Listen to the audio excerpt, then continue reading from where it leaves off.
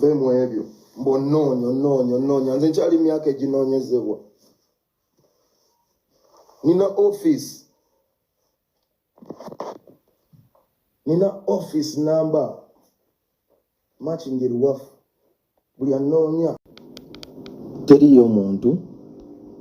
alina buvunaanyizibwa ku munne buli ali wano osobola okunvuma naye osobola okunvuma kyoyagala naye njagala okubulya teriyo omuntu alina buvunaanyizibwa ku munne mu nsi eyo taliyo omuntu alina obuvunaanyizibwa ku munne nga sinna kutuula ano kunyumiza mboozi eno njagala osooka okugamba gwe ali wananvuma nawe toninaako buyinza toninaako buvunaanyizibwa kyekisooka so saagala olowooze nti oba nkunnyonnyola nti oba nkwegulako nti oba anything like that naye njagala kubuulira ekintu kimu nze abammanyi mumanyi nti siri musajja mulalu era banga ddene ne bootunulira bya bakyali bange bootunulira gyenvudde banga ddene ng'olwawo okundaba n'akavuyo naye ekintu kimu abamu kye mutaatutte time kwebuuza kweyo nsonga nti naye ono boyi atatera kuvaako kiki ku luno ekyamutuusizza n'okuba ng'atuuka okuba omuntu oluyi kyenjagala osooke weebuuze nga tugenda kunyumyamu bw'oba gwe nga simanya Rich Selins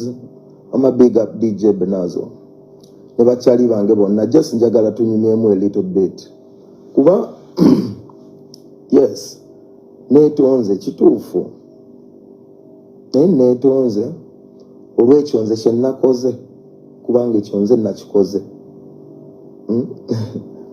njagala otegeera ebigambo ebyo wammanga ekye nakoze nze nakikoze nadde nsobola okukola ekisingako awo nadde nsobola okubeera ow'enjawulo okusingako awo nadde nsobola okubeera omugumiikirizaamu okusingako awo naye njagala mbabuulire mwenna abali wano aboogera ebintu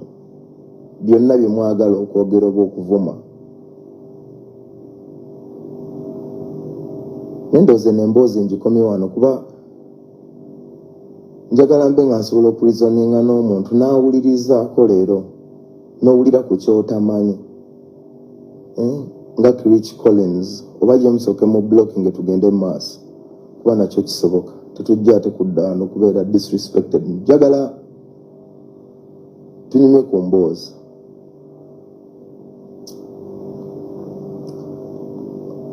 bannange njagala obbagamba ekisooka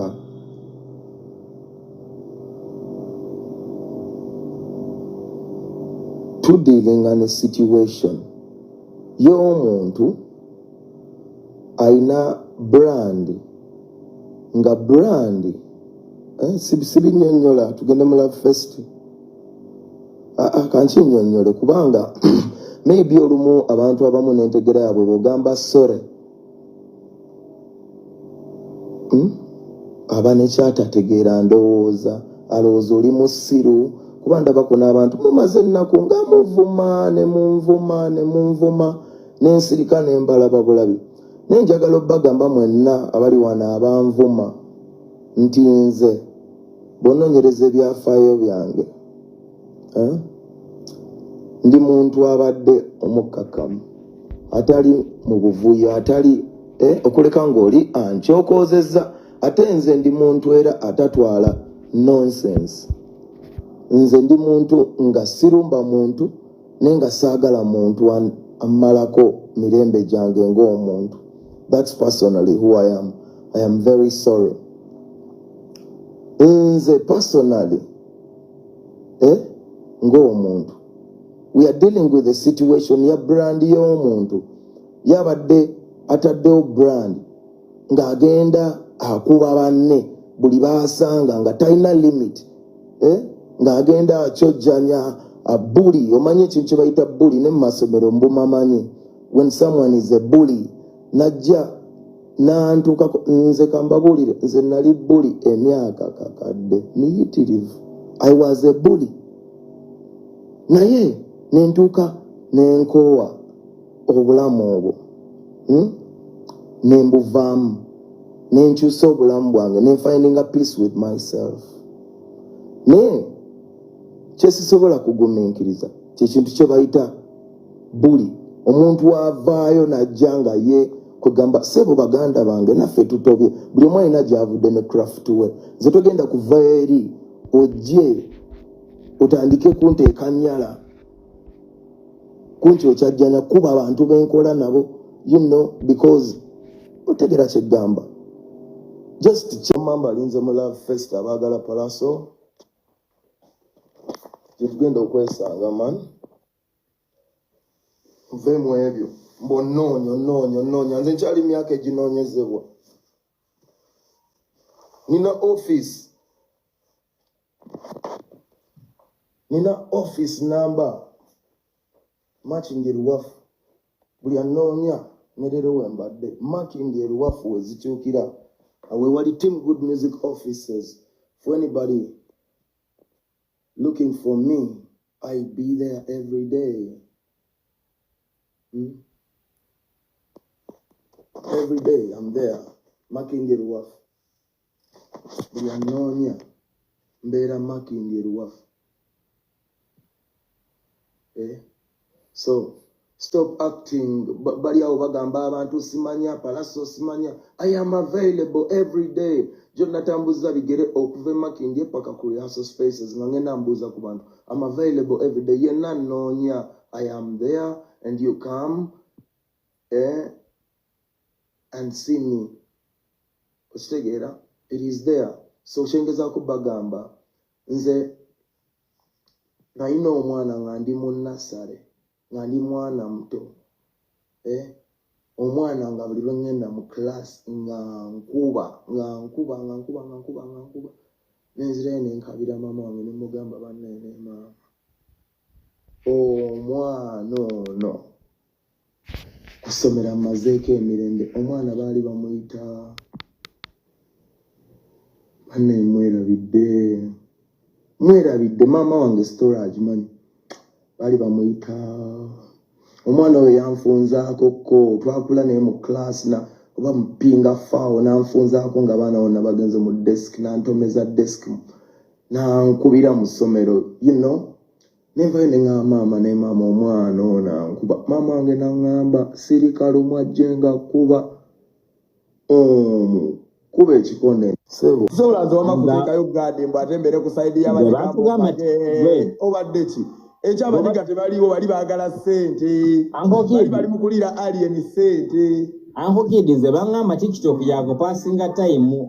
abateekayo comment nga za ddala bye bamanyi tewalina watukanga wano tupassinga time yaffe byomaleta ndowooza ye ulira tebawandiika olwedde ani avayo kunwanirira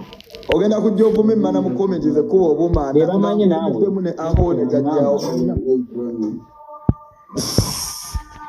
tewali atugambayo bankuba gavumenti yanzikiriza oyimba byennyimba kyoba omanya ankoze kankubuulire bano bonna bali mu kutya waliwo nakuyise Baby Kididi alabika mukazi oyo akwita ta baby nga ndaba oli musajja mukulu Baby Kididi ku kivulu kya Pallaso omanya amazina g'engendo zinya ku stage newezirira eddakiika egi kale newezirira sekendi zibbiri newezirira kale sekendi egi naye nga ndabisizza ngenda labisa naawe waliwo buli omu agenda kujja alabise katukolete amaziga abantu nga bali mu kusanyuka tukkube. Mumanyi bwe banyooma obusajja obutono omanyi loni bano banyooma obusajja obutono banyooma obusajja obutono nange kyowa abanyiza nnyo omwana olowooza nava ku kyo gamba Galaxy so gitwalira eggaali neyiwa kalina yonna mpola naye ng'ojjukira bye nayogera kati njagala baleke mpola Anko Kid n'abantu tebamanyi na kumanya bano n'abaana be mulimu laba n'abaana be bali mu kuwaga faawa bateekayo anyambale n'obuntu buno omwana kati weba nabizuula kati awo ntegedde bulungi awo ondaba nkulaba anko kati kati awo tulimbumaana awo mbafuze serious awo nfuuse sire boy kakati olaba bina bye twogera biri serious ndina feesi yo ku TV yo ani oyo ate bannange omukulu munene ayingiddewo bateereyo chipi feesi yo ku TV yo yoyo obanza okusa ku balala abalinga ye mu balabe baleete bonna bro nobody gambayo